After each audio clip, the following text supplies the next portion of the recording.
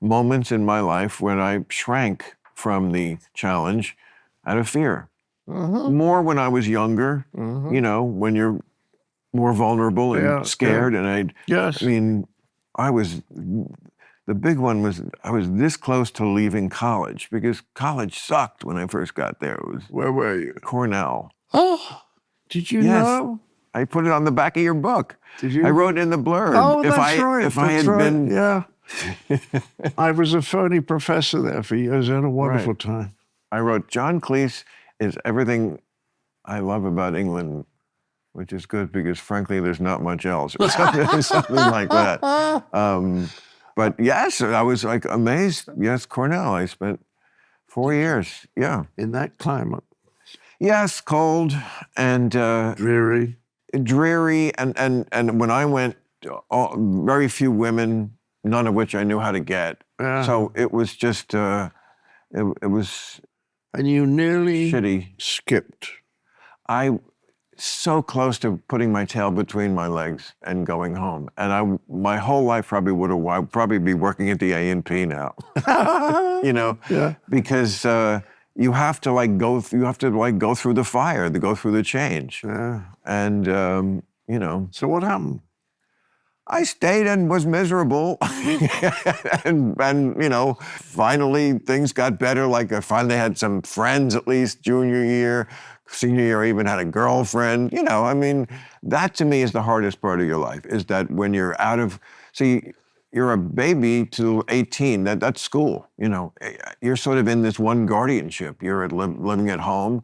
Then you're like an infant again in life, but you're an infant as no idea how the infancy works. of your adulthood. It's the same thing. You're powerless compared to everybody else. Yeah. You know, you're scared. Everything's scary. And you because don't know it's how new. anything works. You don't know how, no. And you're the lowest on the totem pole everywhere. Yeah. It's that's the period when I was like, not suicidal, but like depressed sometimes. You know, like really like funky depression because, you know, in my case, you worried, am I going to be a success? Right? Didn't you? Yeah. I mean, how old were you when Monty Python hit? You weren't a kid, do you? What? You weren't a kid when Monty Python hit, right? I was, that was 69, and I was coming up 30. Yeah.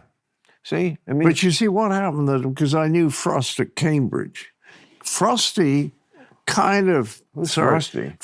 David Frost. Oh, David Frost. He kind of picked me out. My first year at Cambridge was his last, and he kept an eye on me. And then all of a sudden, he called me when I was in New York wondering what to do with my life in 1965. And he said, "Do you want to come and be in my television show?" So he plucked me out of complete obscurity and put me in with a couple of very good people. You know, Ronnie Barker, Ronnie Corbett.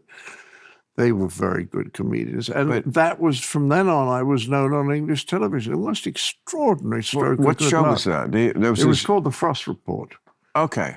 And then he did a thing called The Frost Program. I was his sidekick for a couple of years. Oh, really? And then I did a show for his company with Marty Feldman. Hey, thanks for watching the clip. Hit the subscribe button now so you never miss out on our Club Random content that's posted daily.